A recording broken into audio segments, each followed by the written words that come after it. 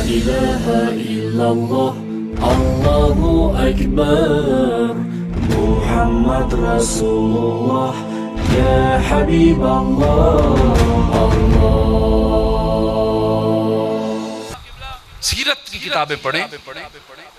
سیرت کی کتابوں میں آتا ہے کہ جب غازی عباس علیہ السلام 9 یا 10 سال کے ہوئے نا، عمر مبارک 10 سال ہوئی، 9-10 سال، ایک روایت میں 13 سال آتا ہے، 13 سال. میرا بادشاہ علی علیہ السلام ام البنین کے پاس بیٹھا ہے، اور ام البنین سے مولا مرتضیٰ فرماتے ہیں کہ اے ام البنین، عرض کرتی ہیں میرے سرتاج حکم فرمائیے.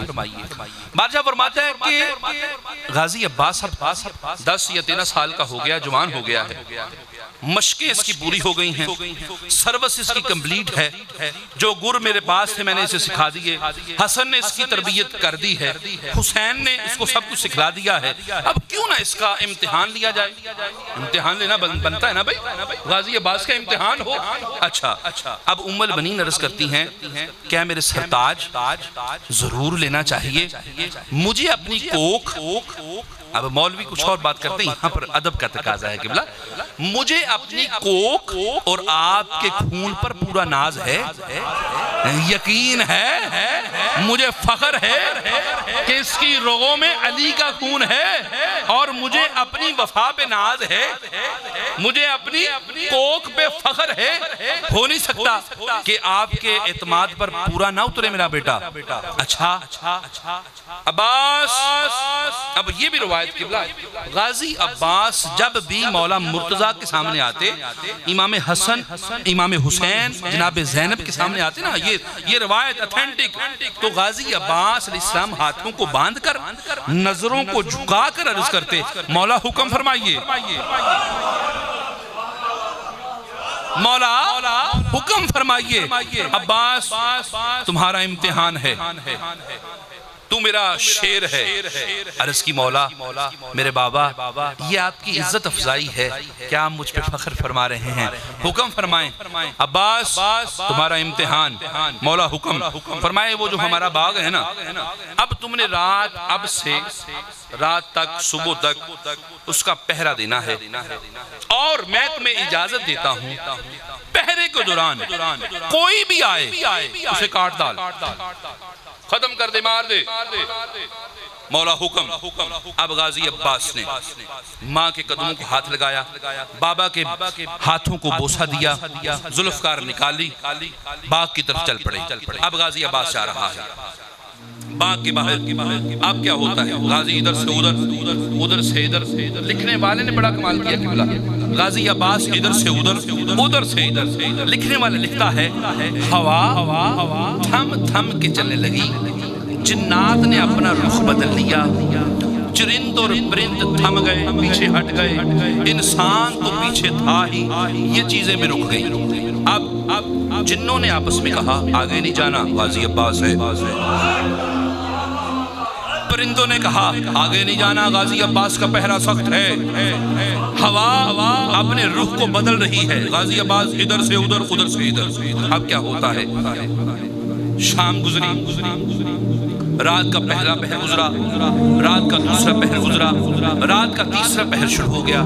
اب غازی عباس بالکل ایکٹیو، دھیان بالکل ایکٹیو ہو کر ادھر سے ادھر، ادھر سے ادھر. کیا ہوتا ہے کہ ایک دور سے گھوڑ سوار آیا، رات کا وقت، ہلکی ہلکی چاندنی کی روشنی، گھوڑ سوار آیا، چہرے پر نقاب ہے، آگے آیا، اب باغ میں داخل ہونے لگا. غازی نے آواز دی خبردار اجنبی، اجنبی آگے نہ بڑھنا، آج اس باغ کا پہرا غازی عباس دے رہا ہے، آگے نہ بڑھنا.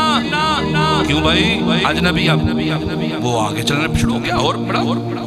پھر اجنبی سنو، میرے بابے نے مجھے اجازت بھی دی ہے کہ جو بھی آئے کاٹ دینا، قتل کر دینا. اجنبی خیریت چاہتے ہو نا تو پیچھے مڑ جاؤ، آج غازی عباس کا پہرا ہے، غازی کی تلوار ننگی ہے، بعد میں ذمہ داری میری نہیں ہوگی، پیچھے مڑ جا، بے گناہ مارا جائے گا. اب وہ جو اجنبی تھا بڑا آگے، حتیٰ کہ وہ باغ میں داخل ہو گیا. اجنبی ابھی بھی خیر منا، ہم بنی ہاشم ہیں، ہم بلا وجہ قتل نہیں کرتے، بلا وجہ ظلم نہیں کرتے، لیکن میرے بابے کا حکم ہے جو بھی آئے قتل کر دینا، جو بھی آئے مار دینا، چھوڑنا نہیں۔ اس لیے آخری وارننگ، لاسٹ وارننگ ہے، پیچھے ہٹ جا۔ اب وہ جو آنے والا تھا نا، اس نے بڑی بے باکی کے ساتھ ایک درخت کو پکڑا جو پھلدار تھا، اس درخت کو ہلانا شروع کیا اور اتنا ہلایا کہ درخت کی جڑیں ہل گئی۔ غازی عباس سمجھ گیا کہ آنے والا بھی جو ہے نا کوئی سپہ سالار ہے، آنے والا جو ہے نا کوئی عام نہیں ہے، کوئی خاص ہے۔ غازی نے تلوار نکال لی، لے اجنبی میں آ رہا ہوں۔ غازی کی تلوار چلی، ادھر سے اجنبی نے تلوار نکالی، اب تلواروں سے تلواریں ٹکرانے لگی۔ جب ایک تلوار ٹکرائی، دوسری آئی، دوسری ٹکراتی پہلی آئی، اور پھر یہ معاملہ شروع ہوا۔ اب روایت لکھنے والا لکھتا ہے کہ تلوار سے رات کے اندھیرے میں جو چنگیاریاں نکل رہی تھی نا، یوں لگ رہا تھا جیسے آسمان سے ستارے گر رہے ہوں۔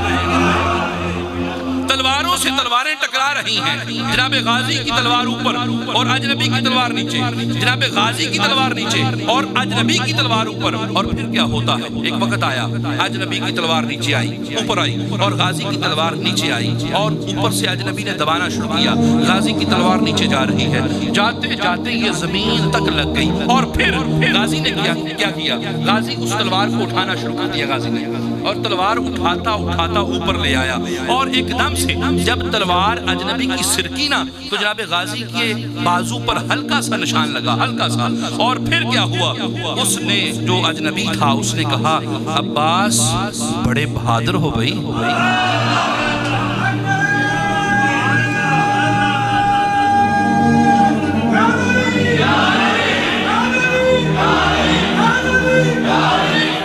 عباس بڑے بہادر ہو یار، مگر عباس ابھی ہم سے چھوٹے ہو۔ عباس بڑا پریشان ہوئے، اور یہ کہنا تھا جملہ اجنبی کا، اس نے تلوار کھینچی، گھوڑے کو اب ٹانگ لگائی، پھر پیچھے بھاگ گیا۔ اب غازی عباس علیہ السلام پریشان، شرمندہ اور بیٹھ گئے، یہاں تک کہ غازی عباس کی آنکھوں میں آنسو شروع ہو گئے، رونا شروع کر دیا۔ فجر کا وقت ہوا، فجر پڑی، اور پھر باغ میں بیٹھے رونا شروع کر دیا۔ کسی نے جناب ام البنین کو بتایا کہ اے ام البنین، میں دیکھ کے آیا ہوں کہ تیرا بیٹا عباس باغ میں بیٹھا رو رہا ہے۔ جب ماں نے سنا نا میرا بیٹا رو رہا ہے، وجہ کیا ہوئی، بھاگی ہوئی باغ میں آئی، بیٹا کیا ہوا، رو کیوں رہے ہو؟ اماں کچھ نہ پوچھ، وہ بازو پہ زخم دے گیا، بازو پہ زخم نہیں دے کے گیا، دل زخمی کر گیا ہے۔ کاش وہ میرے بازو پہ زخم نہ دیتا، میری گردن اتار دیتا، مجھے فخر ہوتا کسی بہادر کے ہاتھوں مارا گیا ہوں، لیکن اس نے میرے بازو پر جو زخم دیا ہے نا، اس نے مجھے پریشان کر دیا ہے اور مجھے چھوٹا کر دیا ہے، مجھے یہ بتا دیا ہے کہ تو اپنے بابا کے جو معاملات ہیں ان میں پورا نہیں اتر سکتا۔ ماں، اے ام البنین، اماں جان، میں اپنے بے باپ کا شیر بیٹا نہیں۔ امیدوں پر پانی پھر گیا، بیٹا ہوا کیا؟ کہا بس آنے والا آیا تھا، میں نے روکنا چاہا، رکا نہیں، جنگ کی بچ کے نکل گیا، بس زخم بازو پہ نہیں دل پہ ہے، اندر ہی اندر کھائے جا رہا ہے، اور رونا شروع کر دیا۔ کچھ وقت گزرا، مرتضیٰ بادشاہ تشریف فرما ہوئے، جناب علی آ رہے ہیں، عباس اور میرے شیر بیٹے عباس۔ اب جناب غازی عباس نے جب بابا کی آواز سنی نا، بجائے چپ ہونے کے اور رونا شروع کر دیا۔ عباس او میرے شیر بیٹے، کیا ہوا؟ ابا جان بس میں آپ کی امیدوں پہ پورا نہیں اترا، ابا جان مجھے معاف کر دیجئے، ابا جان میں ناکام ہو گیا، ابا جان امتحان میں فیل ہو گیا۔ کہا نہیں عباس کھڑا ہو، عباس کھڑے ہوئے، عباس کو گلے لگایا، کہا عباس تو فیل نہیں ہوا، تو کامیاب ہوا ہے۔ ابا جان وہ کیسے؟ وہ آیا، آکے اس بہادری سے مجھ سے لڑا اور مجھ سے نکل بھی گیا، اور میں ہار گیا اور میں ناکام ہو گیا۔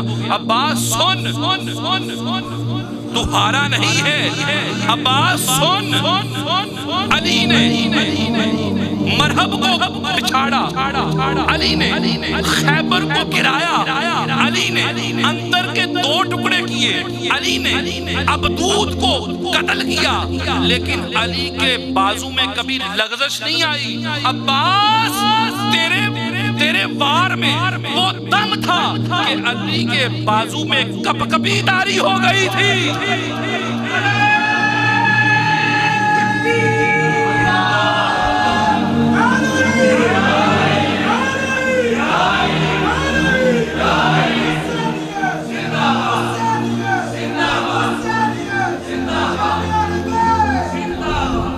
عباس علی نے مرحب گرایا، خیبر گرایا، ابدود گرایا، انتر چیرا، لیکن علی کی بازو میں کبھی لغزش نہیں آئی. لیکن عباس تیرے وار میں وہ دم تھا، تیرے وار میں وہ طاقت تھی کہ علی کا بازو کب کبا رہا تھا. تو نے وہ کام 13 سال کی عمر میں کیا ہے جو علی 50 سال کی عمر تک کرتا رہا. دوستان محترم، یہ ہے بادشاہ علی. عرض کرتا ہے غازی عباس، بابا وہ آپ تھے؟ بابا وہ آپ تھے؟ فرمایا ہاں عباس میں تھا، تیرا امتحان لینے آیا تھا. اچھا بابا پھر مجھے معاف کر دیں، رات کا اندھیرا تھا، مجھے پتہ نہیں چلا آپ ہیں، ورنہ میری یہ مجال کہ اپنے بابا کے اوپر تلوار اٹھاتا. کہا نہیں بیٹا، اسی لیے تو رات کے تیسرے پہر آیا تھا، تجھے دیکھنا تھا. اور پھر میرے بادشاہ کو جناب غازی عباس علیہ السلام نے گلے سے لگایا.